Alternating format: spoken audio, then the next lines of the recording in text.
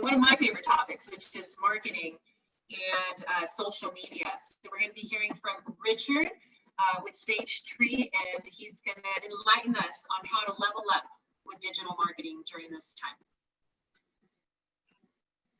Awesome. Thanks for the opportunity to talk, Jacqueline. I appreciate the opportunity. So can you just advance to the next slide?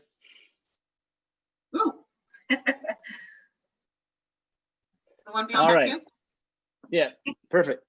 So the COVID meteor has hit our economy, and we're all trying to figure out how to adapt, right?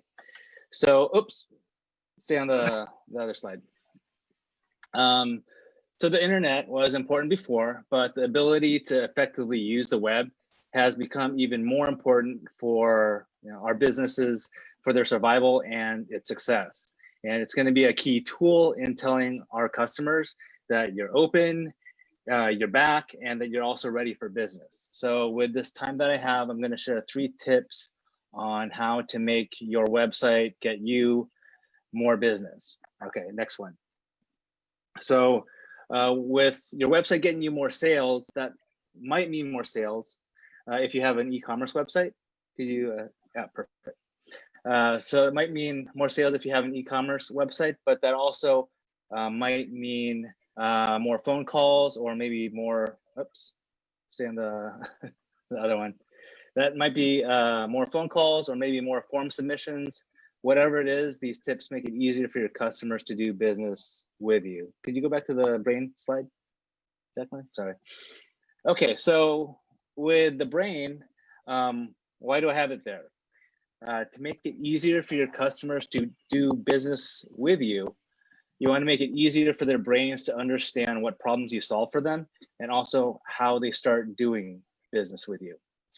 So our brains are designed for 2 things. First, our brains are tuned to listen for things that help us thrive and survive, right? Back in the day, it was remembering which cave was safe for shelter and to avoid getting eaten by saber-toothed tigers. The second thing that our brain is wired up to do is to conserve calories. So the brain burns calories when it has to think. When you make people think too hard or think too much, it's like you're putting their brain on a treadmill and you're making it work out to understand your message. So you want to make it easy for your customers' brains to, number 1, understand what you do. Number 2, understand how to do business with you. And number 3, then you'll have a stronger comeback and you'll get more business, or get more business and have a stronger comeback. All right, so all right, that makes sense? All right, now on to tip 1. First principle is to talk simply. Because you are all experts in what you do, you have what's called the burden of knowledge. You have specialized expertise, and you use special words to talk about your stuff.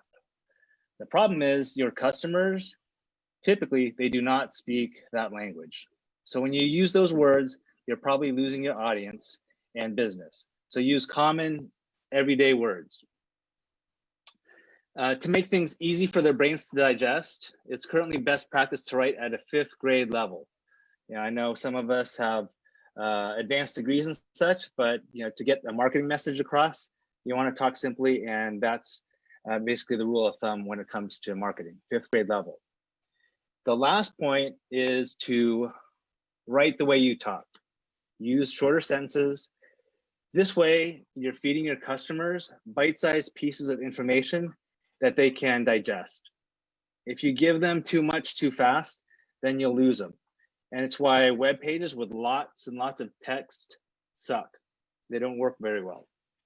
People see this wall of text and their brains tell them that it's going to be a workout to understand what's going on, and then they bounce off to the next link from Google. All right.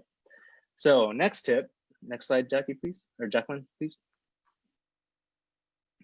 All right. Use clear calls to action. And this is especially important for your homepage.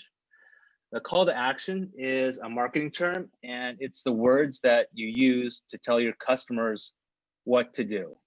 If you look at a web page, it's typically the buttons, right? And you want to use strong call to actions like call now, buy now, get help, donate, schedule an appointment, join now, or whatever the next step is.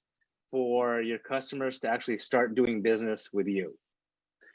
The internet has trained us not to read, so people don't read anymore. They scan. So when people scan a website, they do so in a Z pattern.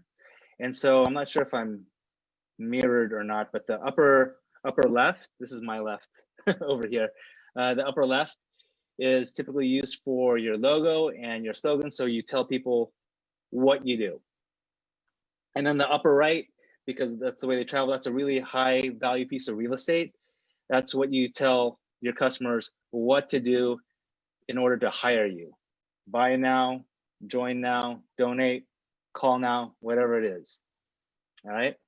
I actually have these bullet points in the reverse order, but you know how web pages have the moving slideshows on the home page where it slides typically before you're done reading it? In web development, we call those sliders. So stop using them. Testing shows that image sliders don't work as well as single messages. People get distracted by the moving pictures and then lose focus. And then you don't get as high of a conversion if you just have a simple single positioning statement and a call to action. All right, you'll get better results with just a single call to action, so they your website visitors understand what they need to do if they want to do business with you. All right, so that's 2, having clear calls to action. Can you go to 3?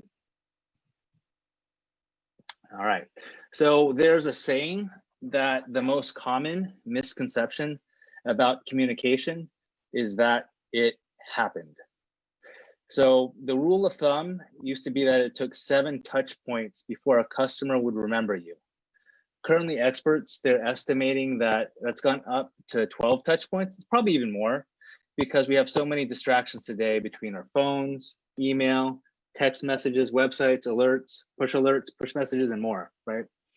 So the takeaway from this slide is to be persistent and plan a system where you have at least 7 touch points: website, luncheon, press releases, social media, a workshop, a webinar like this, right? Email, maybe a marketing email campaign. Just be persistent and don't get discouraged after your first or second try, right? With all these different touch points, a CRM is a great tool to make and also track all these different touch points. If you're still using a spreadsheet to keep track of your customers, I strongly recommend that you get a CRM. A CRM is like a customer database on steroids. HubSpot is a popular choice, and the CRM part of their platform is free. So cost shouldn't be something that's holding you back. So I'd encourage you to check it out. Okay, on to my last slide. So hopefully these are just some quick tips that I hope you found helpful. These things should be easy, things that you could do yourself for your website and also just your communications. These tips will help make it easier for your customers to understand what you do, what problems you solve, and how to do business with you. And with these, it should help you have a stronger recovery. I have a list of free resources and links for you with more details on these topics. I'm trying to be really mindful of the timing. And so if you text me or email me, I'll send over the additional resources. And so those are the slides that I have to share with everybody. Hopefully you guys found it helpful. Thank you for the opportunity to talk with everybody. Thank you so much, Richard. And I love that text function, so it makes it simple for someone to get a hold of you.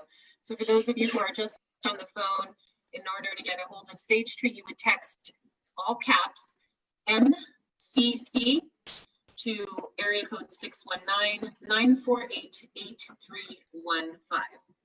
Perfect. Thank you. Lowercase works too. All right, sounds good. All right, awesome. Thank you.